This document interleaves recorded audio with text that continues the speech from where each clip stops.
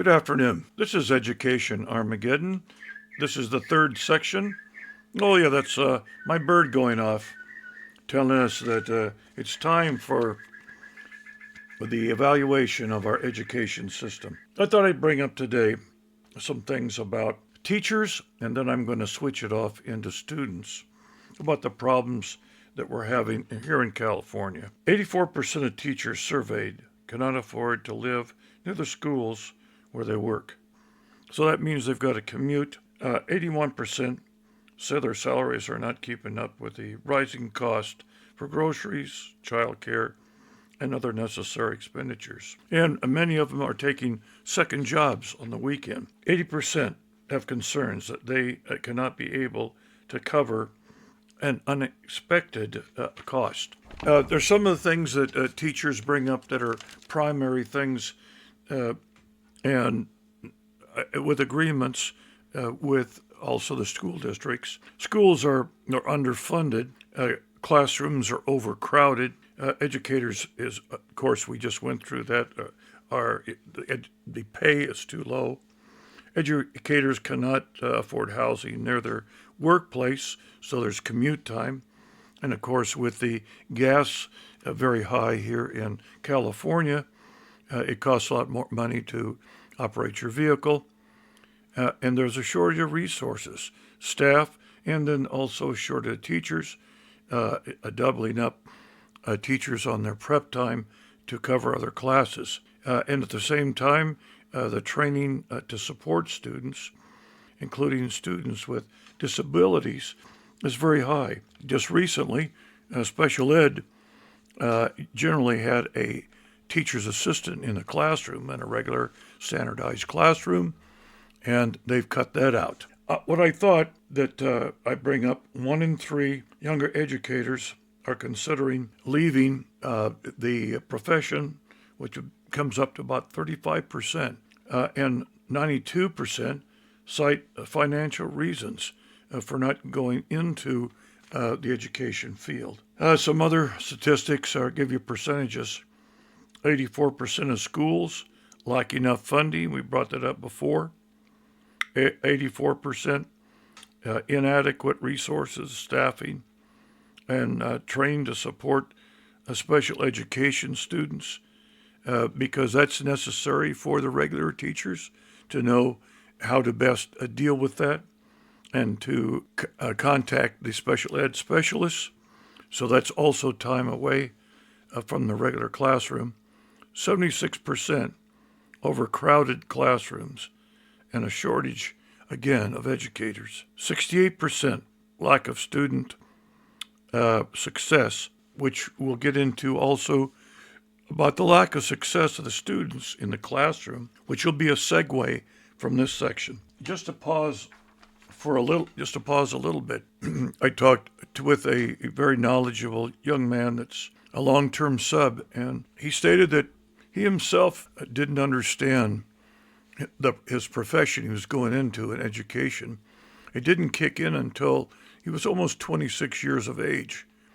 And he found education was very easy to go through as far as his grades in the university. But when he got in the profession, he realized it was a lot more challenging. And so we talked. And from our conversation, is very worthwhile. I'm going to give it out today.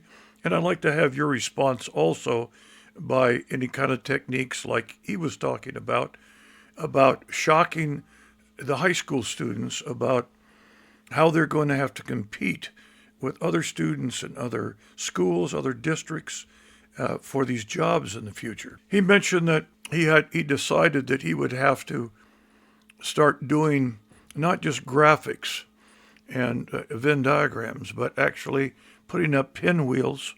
In his situation, he talked about putting up fish around 12, 1, 2, 3, 4, 5, 6, 7, 8, 9, 10, 11 clockwise, and showing the students, having a little dartboard about what happens with each one of these fish when they don't apply themselves or they're not competing in the classroom with other students to do well. He would dart one of the fish and, of course, pull that off of the job market. And he put at the top the job market competition. I thought that was very insightful. And he said after a while, the darts hit almost all of the fish on the board because of certain reasons, from interviewing to competing with other teachers with their abilities and all the things that they would have to do for teaching, special teaching assignments and doing additional teacher education. We call it, basically in the school system itself, doing extra time, learning some things, being able to pick and choose things that work in their classroom. He said he turned around to the students and he said, I found this out myself.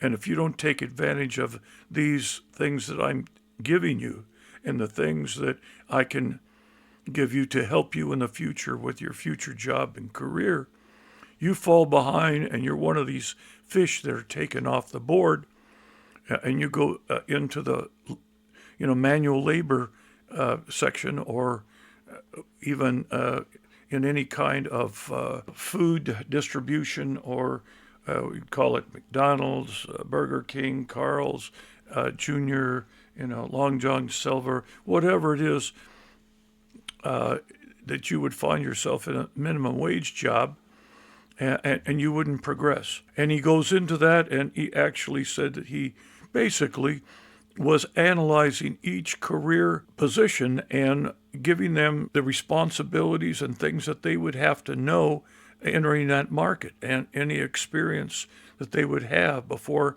they would even get the job. I bring this up because I think in my classes, I bring up finance, or NEFI, National Federation and Finance Endowment System, about teaching them about money and what money can buy and what happens if you run out of money. You can't buy those things or pay off your bills. That is a competitive market in reality to improve your craft and to get better in your profession.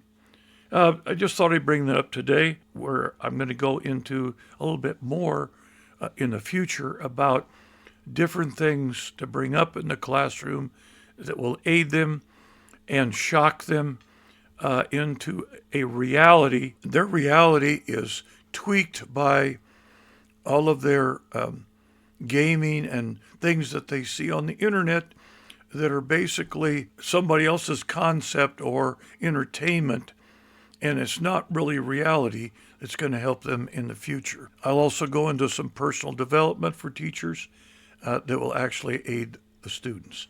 Okay, for now, this is George Gardner signing off.